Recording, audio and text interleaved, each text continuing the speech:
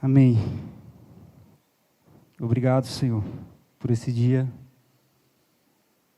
Obrigado pela sua presença aqui nesse lugar. Obrigado, Jesus, por nos derramar tamanho amor naquela cruz. Queremos nessa noite acessar o seu coração. E eu preciso de Ti, eu preciso da sua presença. Eu preciso do seu toque, a tua igreja precisa do seu toque. Estamos aqui de mentes cativas, abertas, liberadas, para o que o Senhor tem para nós, para a porção que o Senhor separou para nós nessa noite. Eis aqui, Senhor, terrenos que frutificam a 100 por 1. Eu declaro, nós te amamos e te queremos, em nome de Jesus. Amém. O Senhor tem falado comigo há algum tempo. O interessante é que a gente tem falado a mesma linguagem, mesmo pensamento. Eu queria continuar um pouco do que o nosso apóstolo tem trazido aí nos últimos domingos, inclusive na célula dessa semana também. Continuar nessa saga de ministração, eu acho que tem tudo a ver. É o mesmo Espírito. Eu queria começar dizendo que nós somos diferentes. Diga para a pessoa que está do seu lado, nós somos diferentes. Mas eu não quero dizer isso porque, conotando um sentido de exclusivistas, ou porque somos os melhores, mas porque nós carregamos algo que o mundo precisa. Nós carregamos algo diferente do mundo moderno, amém? E não compactuamos com muitas distorções dos novos dias. Temos visto a cada dia nas redes, nas mídias,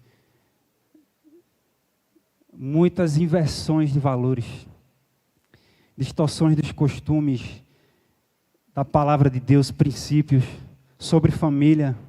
A gente viu, até nesses dias, eu acho que foi ontem, um procurador-geral da República, e ele apoiando retirar o nome de pai e mãe dos registros de nascimento das crianças.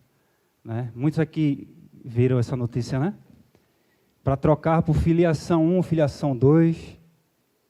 Daqui a pouco tem filiação 3, filiação 4. A poligamia, tudo, enfim. Então, todos os dias nós estamos cercados de notícias, de aberrações, que ferem os nossos princípios. O profeta Isaías, ele diz assim, no capítulo 5, ai dos que ao mal chamam bem e ao bem chamam mal. Ai dos que fazem da escuridade luz e da luz escuridade, que põem amargo por doce e doce por amargo. Ai daqueles que são sábios aos seus próprios olhos e daqueles que são prudentes em seu próprio conceito. Estava vendo um podcast do pastor Anderson Silva, ele falando lá, hoje já vemos uma situação de que tem pessoas que chegam e dizem, não, mas a grama não é verde. Não, mas está ali, é verde. Não, mas eu não enxergo ela verde, eu não interpreto ela como sendo verde. Para mim ela é amarela. E não é a questão dela ser verde ou se não é, é a questão de essência. Ela é verde por conta da clorofila, e a clorofila traz essa pigmentação verde. É essência, não é o que eu quero enxergar, não é o que eu quero interpretar. Então estamos numa era onde a gente diz o que a gente quer, a gente interpreta o que a gente quer. E não está nem aí para a essência das coisas, dos princípios. É tempo de alerta, é tempo de acordarmos. Existe uma urgência. E o apóstolo Paulo, ele traz uma receita para nós. No livro de 1 Timóteo, capítulo 2, Mateuzinho, sorriso. Quem conhece Mateus aqui? Se você estiver triste, ande com Mateus. Pensa também que sorriu o tempo todo. Não é, Mateus? Já está rindo. Mas é sério. Ande com Mateus. Pessoas alegres contagiam. 1 Timóteo, capítulo 2, Mateus. Eu estou achando minha voz um pouco grave. Quem é que está aí? É Dudinha? É Dudinha. João, Amorim, dá um jeito aí, Amorim. Então, a partir do versículo 1 de 1 Timóteo 2, 1 Timóteo 2, verso 1, diz o seguinte. Olha a receita que o apóstolo Paulo traz. Antes de tudo, pois, exorto que se use a prática de súplicas, orações, intercessões, ações de graças, em favor de todos os homens, em favor dos reis e de todos os que se acham investidos de autoridade, para que vivamos vida tranquila e mansa, com toda a piedade e respeito. Então essa é uma arma, infelizmente, esquecida por muitos de nós. Ele traz aqui um segredo, e nesse tempo é cada vez mais necessário nós usarmos, manusearmos essa ferramenta. Mas graças a Deus que existe um povo que está atento, que está antenado, que está ligado a essa ferramenta, para que vivamos vida tranquila e mansa, com toda piedade e respeito. E parece que o respeito nos dias de hoje tem sido muito raro, sim ou não?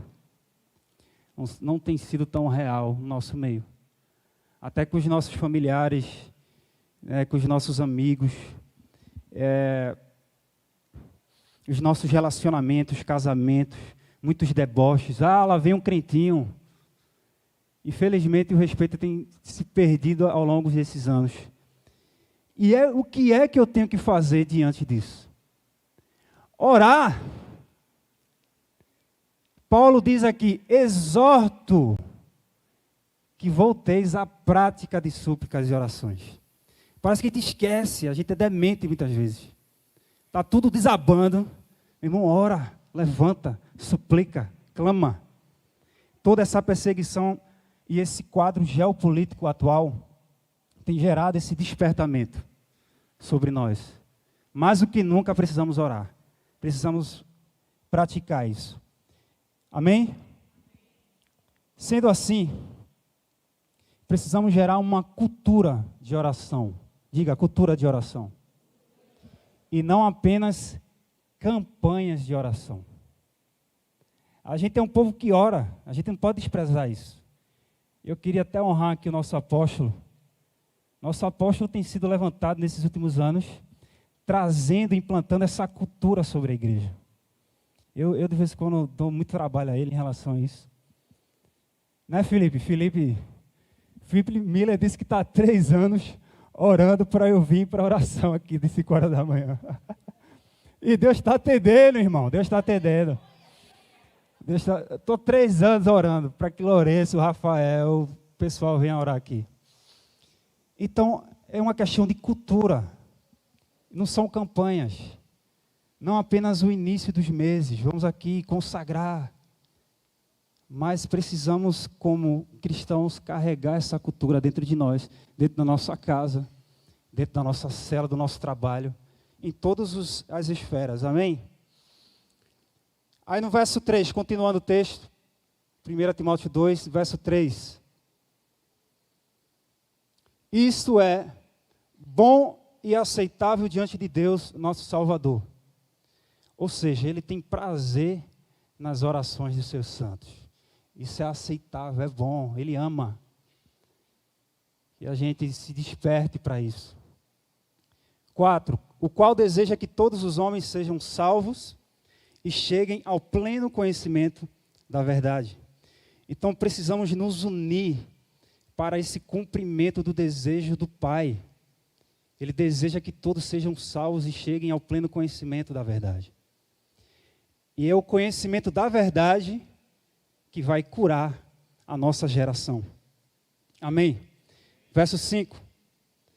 Porquanto há um só Deus e um só mediador entre Deus e os homens, Cristo Jesus, homem, o qual a si mesmo se deu em resgate por todos, testemunho que se deve prestar em tempos oportunos. Para isto fui designado pregador e apóstolo, afirmo a verdade, não minto, mestre dos gentios na fé e na verdade.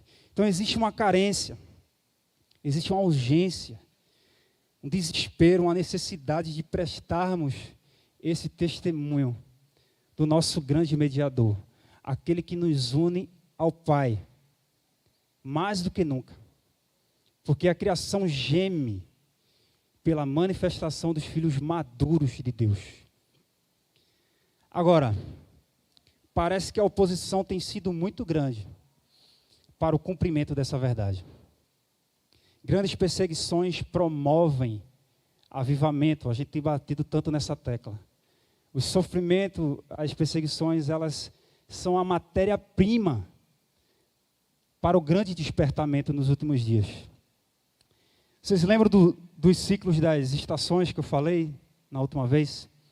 Os tempos difíceis geram homens fortes. Homens fortes geram tempos fáceis. Os tempos fáceis geram homens fracos. E os homens fracos geram tempos difíceis. E temos vivido os tempos difíceis. E é nessa era onde Deus está levantando homens e mulheres de oração. Homens e mulheres fortes que vão fazer a diferença. Amém? Deus procura por mim e por você. Como esses homens fortes nesse tempo difícil que a gente tem enfrentado. Então nós somos diferença e aí está a diferença. Só um povo maluco para se importar com a vida dos outros. Como aqui Paulo fala, orai por todos, orai pelas autoridades. Numa era onde o hedonismo impera, né, a busca pelo prazer pessoal, né, como bens pessoais, só pensar no seu próprio umbigo. Então, diante disso, nós temos a oportunidade de sermos luz. O próprio Jesus, ele nos deu uma lição de que a sua própria vida não era prioridade, e sim o reino de Deus. E sim a vida do próximo, a vida dos pecadores, dos famintos, dos necessitados, dos pobres, dos doentes. Ele foi um modelo para nós. E ele disse, a minha comida e a minha bebida é fazer a vontade do meu Pai. Eu sei que o sistema nos leva a fazer tantas coisas, mas a prioridade é fazer a vontade do meu Pai. Então temos muito que aprender com o nosso mestre. Eu tenho muito que aprender com Jesus. Amém? Existe um outro episódio vocês conhecem? Em Atos 2, fala do grande derramamento do Espírito Santo. E ali foi um marco na vida dos apóstolos. Depois que Jesus morreu, ressuscitou, teve um tempo com eles e foi elevado à direita do Pai. Logo após houve o derramamento. Logo em seguida, Pedro e João eles estavam indo para o templo e ali na hora nona sempre levavam um aleijado para a frente da porta, que era chamada Formosa, para pedir esmolas todos os dias.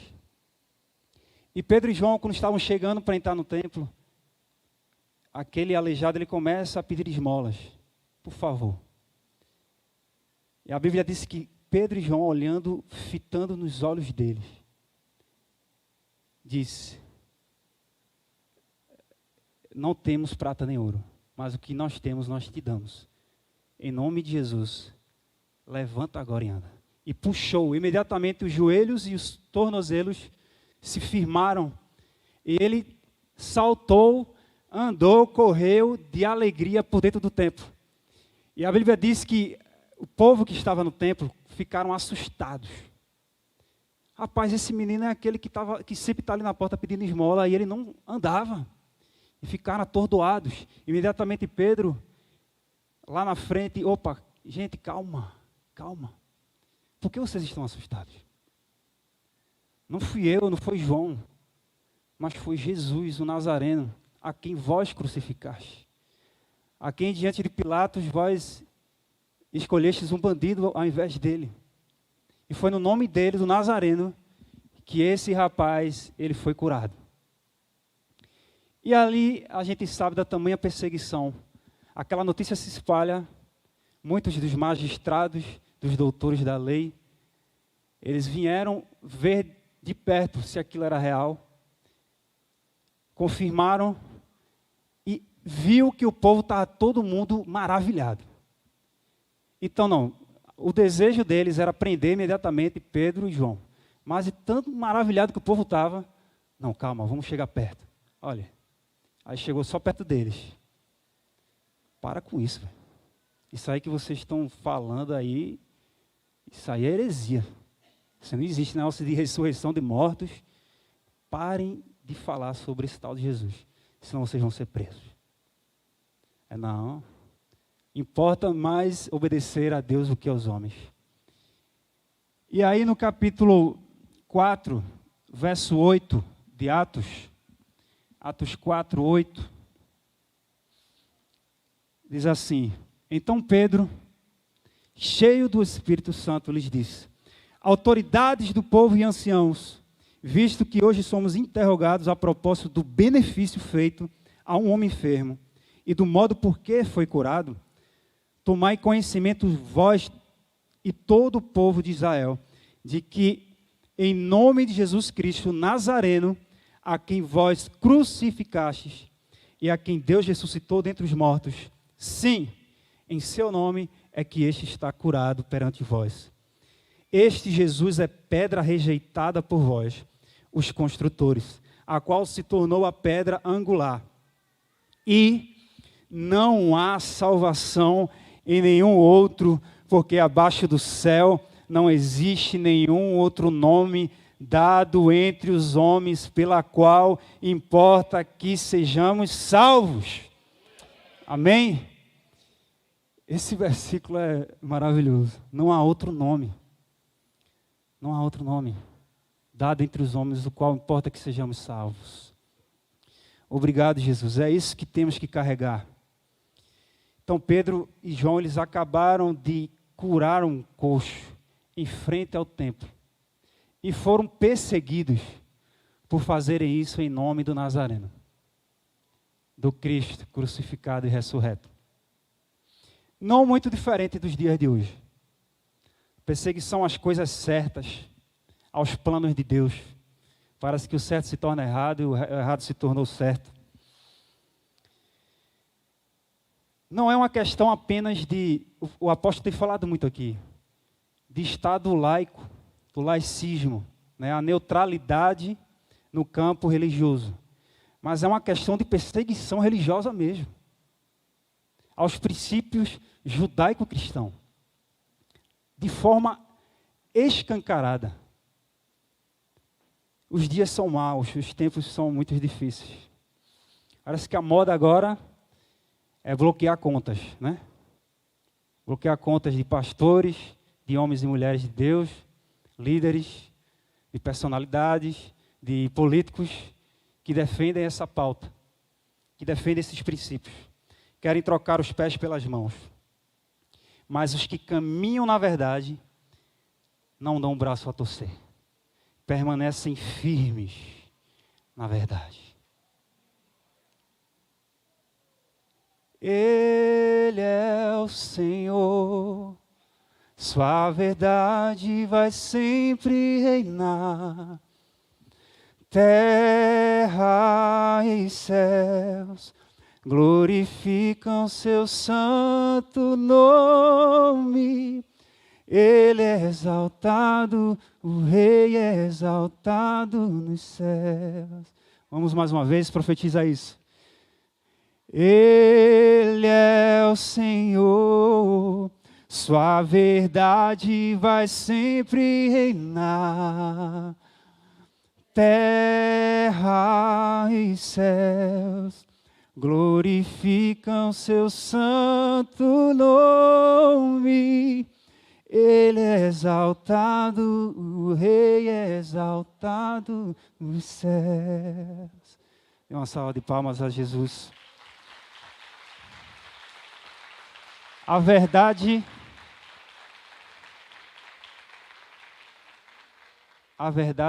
sempre prevalece.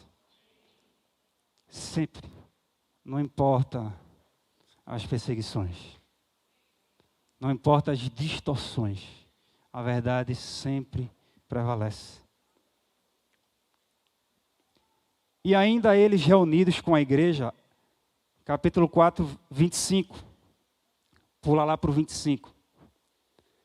Eles falavam: que disseste por intermédio do Espírito Santo, por boca de Davi, nosso pai, teu servo. Por que se enfureceram os gentios e os povos imaginaram coisas vãs? Levantaram-se os reis da terra e as autoridades ajuntaram-se a uma contra o Senhor e contra o seu ungido. Mesma coisa nos dias de hoje. E qual foi a resposta deles? O que é que eles decidiram fazer daí por diante? Verso 31. Tendo eles orado, tremeu o lugar onde estavam reunidos. Todos ficaram cheios do Espírito Santo e com intrepidez anunciavam a palavra de Deus. Eita, mesmo em meio às ameaças, eles não pararam. Precisamos nesses dias fazer jus ao que carregamos. Um povo que nunca para. Não há resistência para nos parar. Nós somos a resistência. Amém? Somos diferentes por isso. Algumas vezes geramos perplexidade e confusão. Isso é verdade. Em algumas pessoas que nos cercam. O próprio Jesus, ele diz: se não aborrecermos os nossos entes queridos, o nosso pai, a nossa mãe, os nossos filhos, nossos irmãos, nossos primos, não estamos aptos para sermos seus discípulos. Eu não vim trazer paz, e sim espada. Ele não está querendo dizer que você deve brigar com seus familiares, não. Mas significa que por amor a Jesus e por amor ao Evangelho, as perseguições vêm de onde menos imaginamos. E isso é real. Por quê? Porque o fato de Jesus ser a prioridade não é aceito por muitos.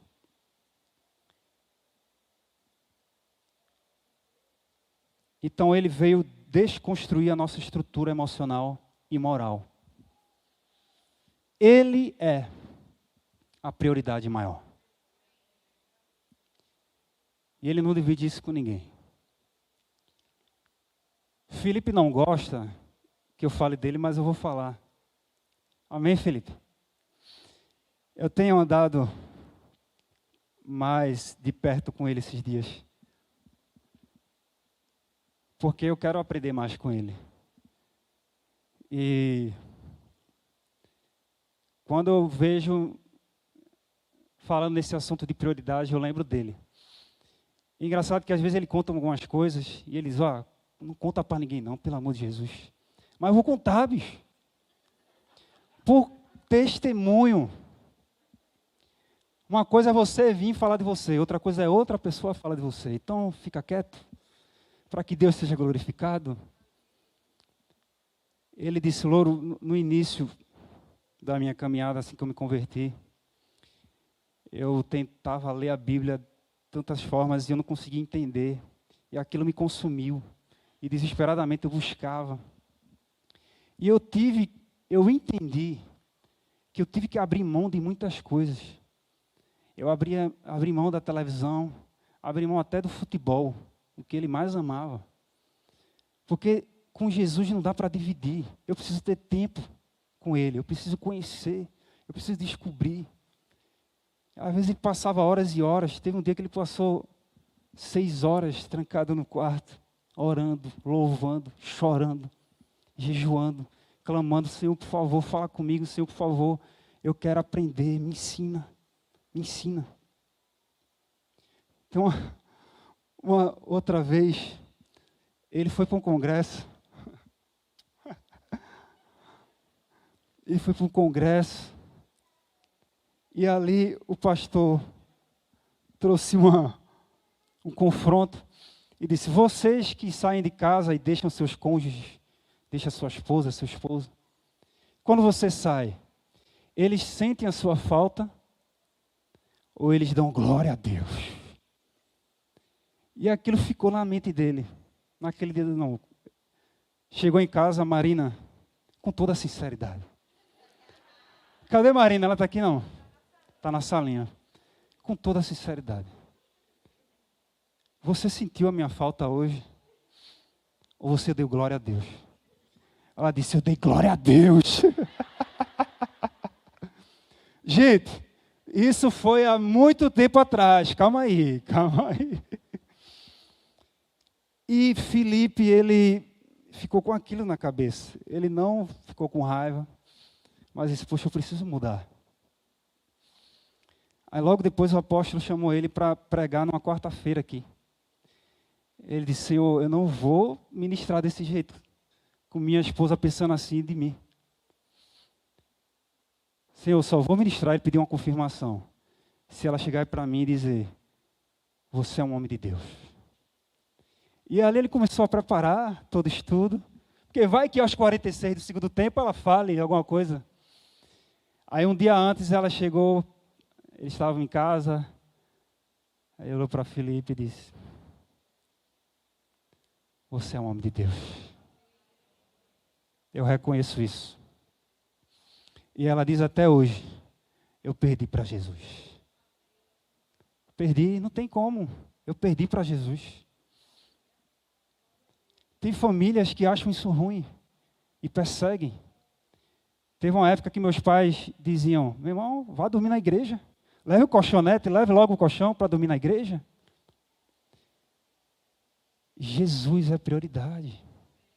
Se eu não aborreço meu pai, minha mãe, meus irmãos, minha família, eu não sou digno de ser discípulo. Te amo, vice Felipe. Desculpa aí. Então as pessoas precisam ver algo diferente em nós. Algo intrigante, ao mesmo tempo que desperte curiosidade. Porque a curiosidade, ela atrai, sim ou não? Rapaz, o que é que esse Dimas tem? Ele tem algo diferente. Eu quero andar perto dele. Eu vou procurar saber o que é que ele tem. O que é que ele escuta, o que é que ele busca. E tem uma paz no coração desse homem. Aí, por curiosidade, a pessoa vai andar. Eu quero saber. Eu preciso dessa paz. Ailton estava comentando ontem. Ailton, é tua vez, Ailton. A gente estava aqui ontem na oração. Aí a gente comentando. Aí ele disse: poxa, tem algumas vezes que eu estou no carro transportando alguns passageiros. E a gente recebe tanta gente, tantas bagagens, tantas histórias, com muitos problemas. E uma certa vez um homem entrou no carro dele e começou a vomitar, a falar dos problemas. Meu casamento está assim, sabe, eu não aguento mais, eu vou acabar com minha esposa. E ali ele foi usado por Deus. Ele começou a dar uma palavra de ânimo: não faça isso. Falou do plano de Deus para a vida dele. E ele disse que aquele homem saiu do carro desistindo da ideia de se separar. Ele falou: meu Deus, como é muito gratificante e poderoso esse sentimento de você estar semeando na vida de alguém. Os louvores também, né, Ailton? A pessoa sai muitas vezes comigo também, desce: poxa, eu senti uma paz nesse carro. Muito obrigado, Deus abençoe, parabéns. Então, o que é que você tem carregado? O que é que as pessoas têm enxergado em você? Qual o perfume que você tem exalado? E aí, Atos 4, no 13 agora, volta um pouquinho, verso 13. Ao verem a intrepidez de Pedro e João. Sabendo que eram homens iletrados e incultos, admiraram-se e reconheceram que haviam eles estado com Jesus. Eles reconheceram. Não, esses dois só podem ter estado com esse cara. O que eles fazem não é normal, não é comum. O que eles exalam é diferente. O nosso exemplo é que vai calar a voz da perseguição, na maioria das vezes. Quebra os argumentos da oposição. Muitas vezes não precisa falar nada, mas uma simples atitude de amor, de estender um braço, de abraçar, de ajudar, de orar. Você está quebrando muitas coisas que levantaram contra você e contra o reino. A admiração deles não é por nós, mas em reconhecer que existe algo superior, uma força maior que opera em nós. E assim foi com Pedro e João. Nós somos diferentes, nós carregamos isso. Felizmente estamos vivendo a era do evangelho moderno, o evangelho fácil, superficial, tudo aprumadinho, o crente gomadinho, o evangelho do não me toque, o evangelho da hipergraça, onde alguns dizem que a Bíblia precisa ser atualizada. Um evangelho que não aceita dificuldades, não está em conformidade com a palavra de Deus. Está no pacote, meu irmão. Se alguém um dia te enganou, que você não ia passar pelo deserto, por dificuldades, realmente o engano foi grande. Está no pacote. Mas a gente vai entender o porquê. Estava lendo a história de Paulo e Barnabé. No capítulo 14 de Atos, relata que eles estiveram em duas cidades, em Icônio e em Listra. Quando Paulo e Barnabé eles entram em Icônio, eles começaram a pregar, a falar de Jesus. Eles não pediam licença não, já iam com os dois pés. Olha, é assim, meu irmão. Esse é o poder de Deus, esse é o evangelho, esse é o amor, esse é o que nos liberta, que nos cura, que nos transforma, que nos salva. E a Bíblia diz que muitos naquela cidade de Icônio se converteram. Só que alguns grupinhos não gostaram da situação. Alguns judeus e gregos, eles tramaram alguma coisa contra Paulo e Barnabé. Eles não aceitaram. Esses caras estão invadindo aqui, falando de um cara aí. E eles tramaram apedrejar os dois. E Paulo e Barnabé, ouvindo, eles fugiram para Listra. Chegando em Listra, tinha um coxo no meio do caminho. Paulo olhou nos olhos dele, pegou nas mãos dele e disse: apruma-te e firma os teus pés agora. Ele saltou em nome de Jesus e foi curado. E as pessoas em Listra, olharam para eles e começaram a ovacionar, a idolatrar. Eis que estamos diante de deuses em forma de homens. Eles até falaram, Barnabé é o deus de Júpiter e Paulo é o deus de Mercúrio, porque era o maior. E a Bíblia diz que eles começaram a lançar ofertas, sacrifícios, holocaustos diante de Paulo e Barnabé. Aí Paulo levanta a voz e diz: epa, parou. Para com essa historinha. Nós somos homens iguais a vocês. Não fui eu, não foi Barnabé que fez nada, foi Jesus, o Nazareno. Ele que curou esse coxo. E enquanto isso, aqueles judeus de Icônio, eles vieram atrás de Paulo e Barnabé, entraram em Listra e começaram a apedrejar. Barnabé consegue se safar e a Bíblia diz que Paulo foi dado como morto de tanta pedra. E eles foram embora.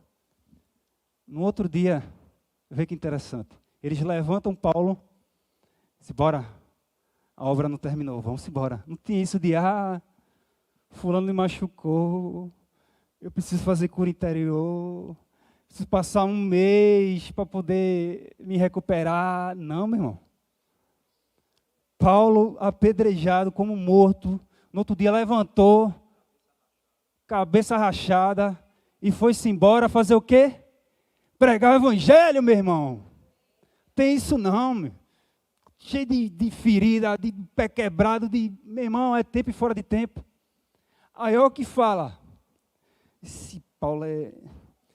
No verso 22 do capítulo 14 de Atos, fala: fortalecendo a alma dos discípulos e exortando-os a permanecer firmes na fé. Paulo se levantou, quase morto, já fortalecendo, animando, motivando. Ele não parava não. E mostrando que, através de muitas tribulações, nos importa entrar no reino de Deus. Através de muitas tribulações, nos importa entrar no reino de Deus. Então é deste evangelho que nós pregamos, que esses grandes homens de Deus viveram. Fala para o teu irmão que está ao teu lado, você está disposto? E responde a ele aí, se está ou não.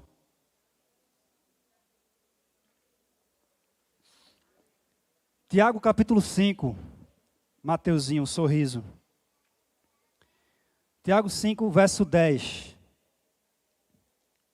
Irmãos, tomai por modelo no sofrimento e na paciência os profetas, os quais falaram em nome do Senhor. Se tem um povo que sabe sofrer, é o crente, meu velho.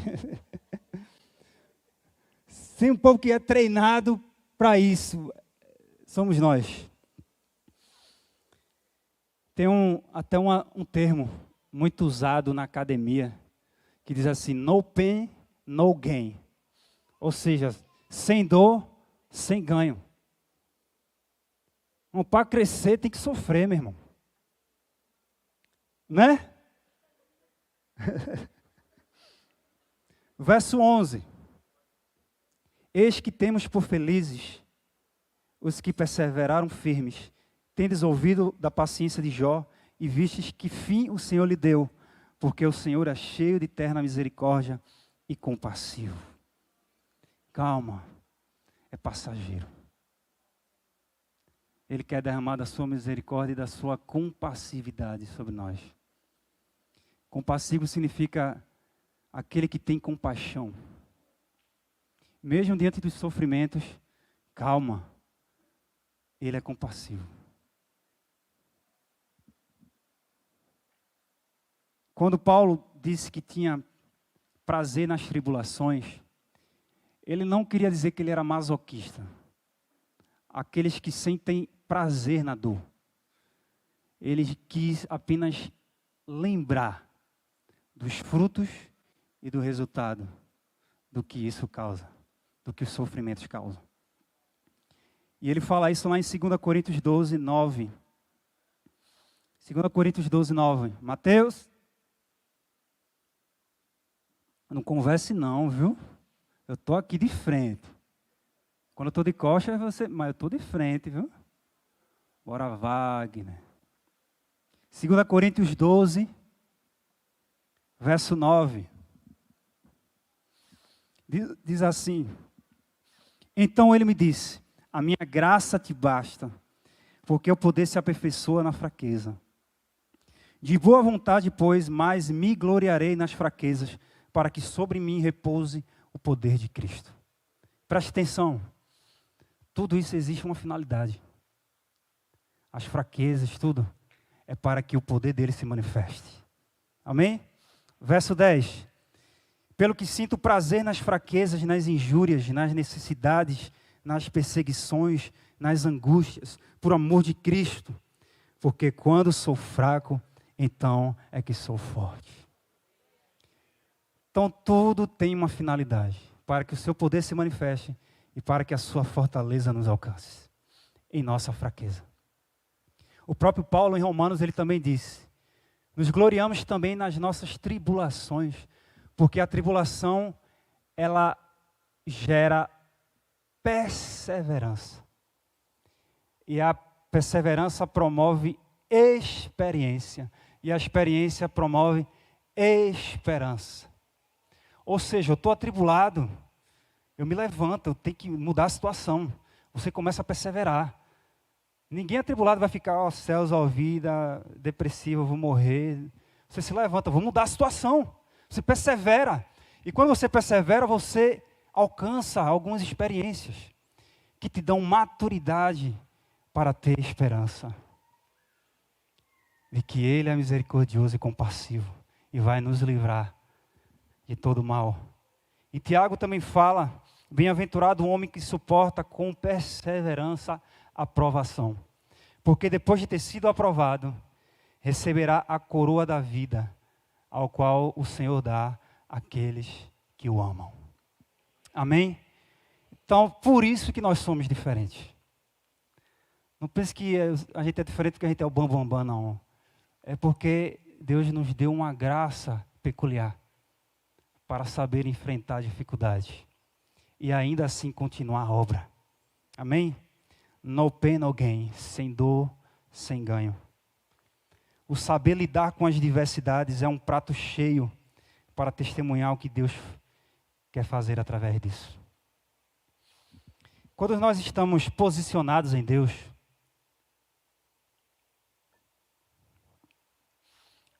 por mais que Ele nos leve a entrar numa fornalha, nunca estaremos sozinhos. Em muitos momentos, Ele não vai nos livrar da fornalha. Ele vai nos livrar na fornalha. E precisamos pedir a Deus forças para saber permanecer e corresponder a Ele diante dessa situação. A Bíblia diz que o Espírito Santo, ele conduziu Jesus para o deserto. Não foi o diabo que conduziu Jesus para o deserto. Quem foi? O Espírito Santo. E porque eu e você muitas vezes fazemos campanhas para sair do deserto. Se é o Espírito Santo que nos leva para o deserto.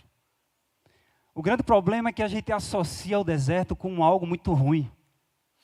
Mas precisamos entender que o deserto é uma oportunidade de eu me manifestar como filho de Deus na cara do diabo. Dizer, olha, aqui tu não tem vez não.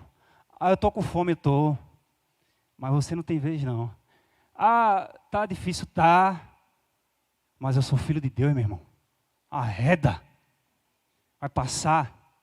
Isso tem uma finalidade. Acabou. Tem uma música de Marcos Almeida. Com certeza a Milena conhece. Uma pessoa que conhece Marcos Almeida é Milena. Não é, Milena? Vem aqui cantar uma música dele. Que diz assim: toda dor é por enquanto. Presta atenção nessa letra. Toda dor é por enquanto. A tua alegria daqui até o fim e eternamente. Vem completando a obra que começa agora, misturada na dor, que é por enquanto. Vem completando a obra que começa agora, misturada no amor, que é para sempre. Presta atenção. Misturada na dor, que é por enquanto, e misturada no amor, que é eterno. Então a dor é por enquanto. O deserto serve para que a obra de Deus seja completa em nossas vidas. Vem completando a obra, que começa agora, misturada na dor. Amém? Por isso somos diferentes. Não podemos nos igualar, nos misturar com a corrupção do mundo. Paulo diz aos Romanos: não te deixes vencer do mal, mas vence o mal com o bem. Se tem um campo, um ambiente de provação que a gente vive falando, é o trânsito, né? Quem é que dirige? Hein, Cordeiro? O trânsito é bom? Rapaz, pensa, né? Por várias vezes uma pessoa lhe corta, aí você corre atrás dele, não, vou cortar também. Você toma aquele susto, meu irmão, véio, eu ia sofrer um acidente. Aí você vai lá, não, peraí, vai ficar barato não. Altas vezes a pessoa atrás de mim coloca a luz alta. Tá muito devagar, boy, buzina, a luz alta. Aí quando ele passa, eu vou para trás dele, luz alta nele também. Quantas vezes eu fiz isso? Para tu ver o que é bom, rapaz. Vê como é bom, luz alta. Aí o Espírito Santo. Está pagando na mesma moeda? Eu tenho sido muito freado nos últimos tempos. Você respira fundo. Abençoado. Deus te abençoe, meu irmão. Vai na paz. Tem um joguinho, um site, Play OK. Você se cadastra e joga online com pessoas do mundo inteiro. Damas, xadrez, gamão. Eu jogo damas de gente da Colômbia, de Curitiba, do mundo inteiro, online. E cada jogo que você vai ganhando, você vai acumulando pontos. Tem o grupo dos fraquinhos, que são o grupo do azul. Tem os medianos, que é o verde. E os amarelos são os top, os caras que ninguém ganha. E por várias vezes eu ganhando uma partida, o jogo ganho já. Aí a pessoa ali de repente sai da mesa. Aí começa uma contagem regressiva de 1 minuto. E você fica impaciente e você, vou esperar 1 minuto para ganhar meu ponto. Que infeliz das costas oca. Aí muita gente por impaciência sai da mesa e acaba perdendo um ponto e dá de graça para aquele cara que estava perdendo para você. Aí eu peguei a malícia, né? Aí alguns joguinhos eu perdendo, saía da mesa. Oxe, esse cara vai perder ponto para mim. Ó, o Espírito Santo. Pagando na mesma moeda? De novo? Não te deixes vencer do mal, mas vence o mal com o bem. Isso muitas vezes revela uma falha de caráter nossa, de não saber perder. Gente, perder faz parte. E precisamos perder para ganhar. Precisamos entender que honestidade não é um motivo de vanglória. Honestidade é uma coisa natural, é uma coisa normal. Infelizmente, nos dias de hoje, a ruindade tem sido normal. Aí qualquer atitude de bondade, está errado. Inversão de valores. Somos diferentes. Porque nós insistimos muitas vezes em ser parecidos com o mundo e seus costumes. Porque insistimos no jugo desigual. Não há comunhão com luz e trevas. Não há comunhão com crente e descrente. Com o que é sagrado e o que é profano. Uma coisa é eu estar no meio para ser luz, para ministrar, para influenciar na vida de alguém, ser testemunho. Outra coisa é eu conviver com aquele grupo, eu não me impor e começar a me acostumar com aquelas aberrações. Uma pessoa que ama Deus, fala de Deus, aspira, deseja pelas coisas de Deus, as coisas eternas, as coisas espirituais. Ela não é conivente, ela não consegue conviver com aquelas pessoas que só falam de sexo, que só falam de pornografia. Não há comunhão. Nós somos o sal da terra e a luz do mundo. E o sal e a luz, eles mudam o ambiente. Se você anda com pessoas não cristãs e você percebe que não está mudando o ambiente, é melhor você cair fora logo, porque senão aquelas pessoas vão mudar você. Chega uma hora que você não tem para onde fugir. Você é cercado, você é ludibriado. Por mais que você não queira, mas de tanto você ouvir, você vai para a rua e fala a mesma coisa. Chega em casa e da mesma forma. Não há comunhão. Para onde você está indo com essas pessoas?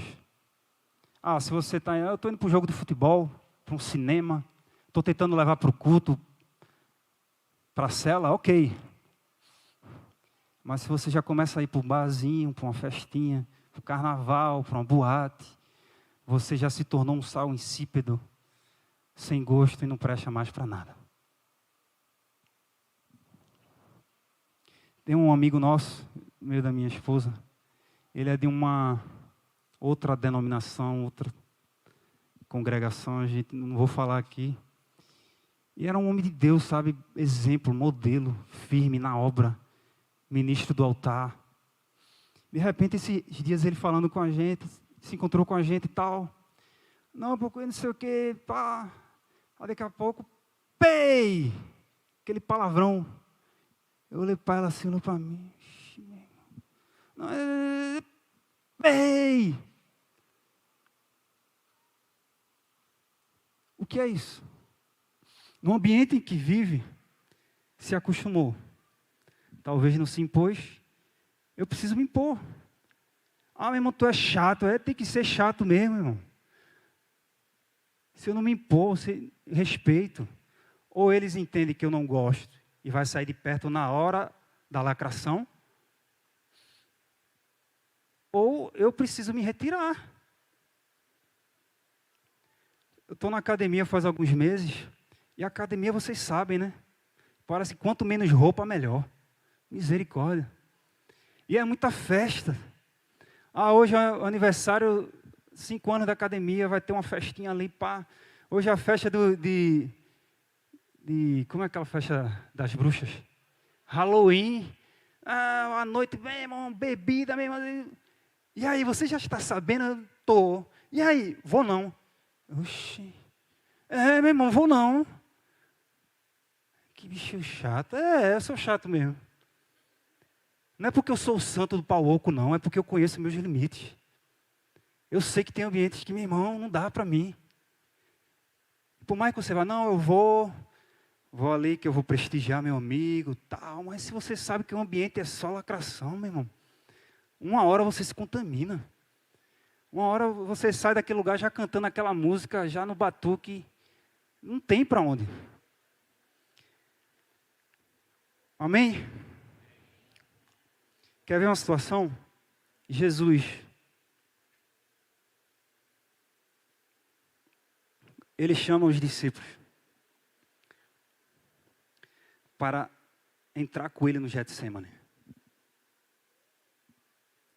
Ele estava já entrando numa situação de angústia, prestes a ser crucificado. E ali, por um momento, ele se retira para ter o Getsemane dele com o Senhor. Eles fiquem orando. A Bíblia diz que os caras dormiram.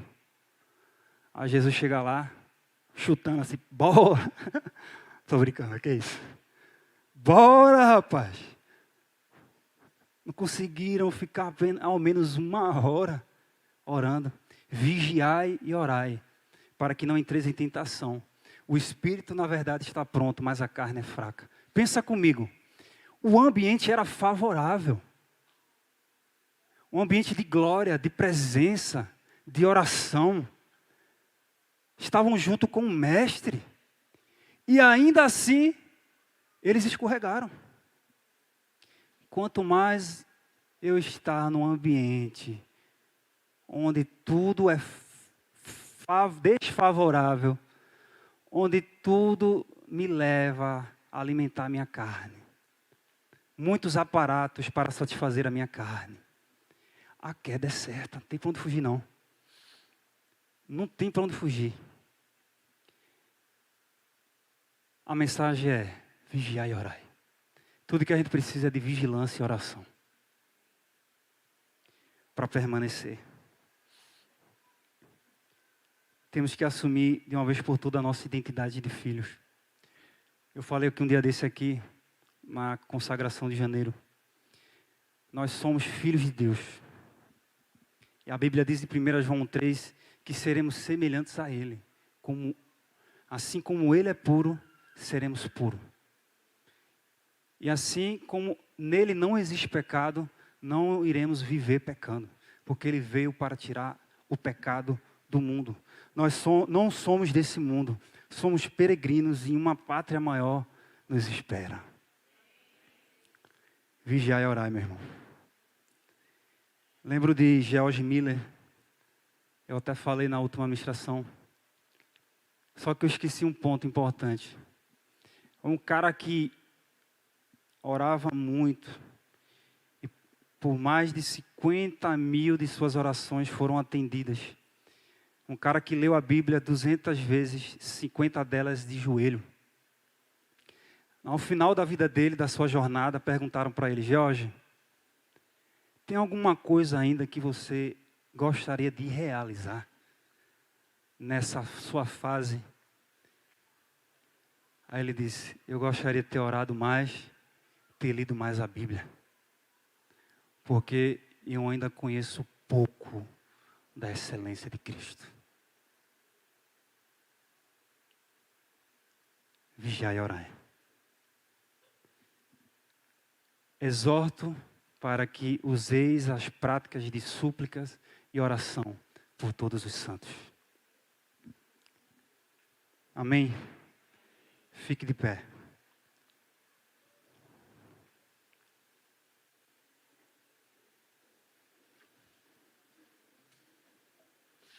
Cheiro louvor. Nós somos diferentes. Porque entendemos o nosso chamado, a nossa responsabilidade, como sacerdotes, como um reino de sacerdotes. Não é mais o apóstolo, o pastor, o líder de célula, é minha incumbência. Existe uma necessidade, tudo que nos cerca tem nos dado esse alerta. Vocês precisam orar mais. Tempos difíceis, todos os dias. O que é que eu faço? Ora. Está tudo bom, ora. Está tudo mal, ora. Nós somos diferentes porque a gente aprendeu que precisa perder para ganhar.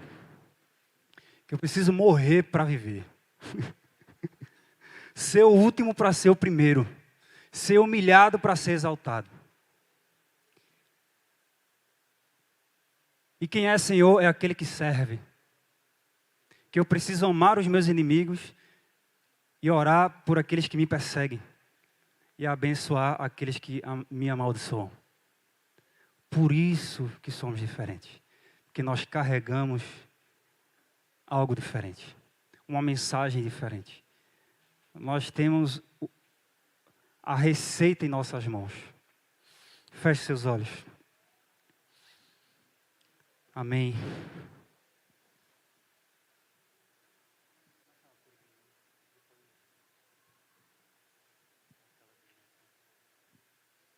Aleluias. Amém. Obrigado, Senhor.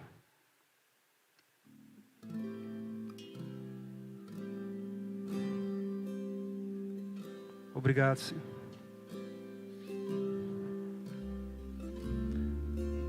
Obrigado por nos chamar, nos confrontar da nossa inércia, da nossa paralisia, da nossa religiosidade, da nossa frieza.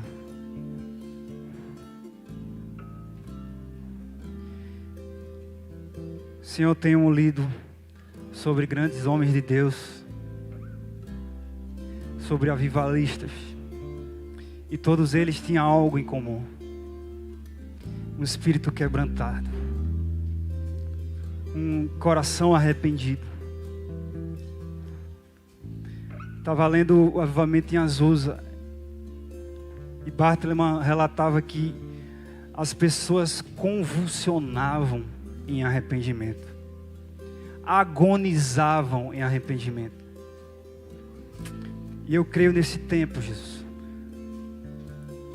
porque uma igreja que ora faz a diferença. E as portas do inferno não irão prevalecer contra a igreja que ora, contra aqueles que entendem o caminho do arrependimento, contra aqueles que se quebrantam na presença de Deus, porque esse é o nosso sacrifício agradável ao Senhor. São sacrifícios agradáveis. Nos levanta, Senhor, como homens e mulheres fortes nesses tempos difíceis. Homens que olham a situação ao redor, que entendem o tempo e a estação, discernem e agem. Não ficam parados, não ficam neutralizados, atordoados, amedrontados. Porque é isso que o inimigo quer, parar a igreja. Mas eu estou aqui diante de mim, uma igreja que entende, que ora. Uma igreja que não se satisfaz com a situação, mas uma igreja que entende o seu papel. Porque se fracassarmos na oração, fracassaremos em todas as frentes de batalha. A oração, o caminho, é o segredo. Leva-nos, Jesus, todos os dias. Tua palavra exorta para que se use essa prática. No nome de Jesus, nos levantamos, Jesus, nesse tempo, nessa era de hedonismo, onde muitos só olham para o seu próprio prazer, e queremos oferecer, doar as nossas vidas, nos importar, ter empatia, interceder, olhar para o perdido, estender a mão, orar, interceder, quebrar as barreiras, quebrar os grilhões, as correntes. Porque o Espírito do Senhor está sobre mim, sobre você, e Ele nos ungiu para pregar boas novas aos quebrantados, para curar os quebrantados de coração, para pôr em liberdade os que estão algemados, os que estão presos, e anunciar o ano aceitável do Senhor. Ei, plantados pelo Senhor como carvalhos de justiça para a sua glória. Para isso que nós fomos chamados. Para isso que nós fomos chamados. Leva-nos, Senhor, a essa dimensão, a tua dimensão. No nome de Jesus. No nome de Jesus.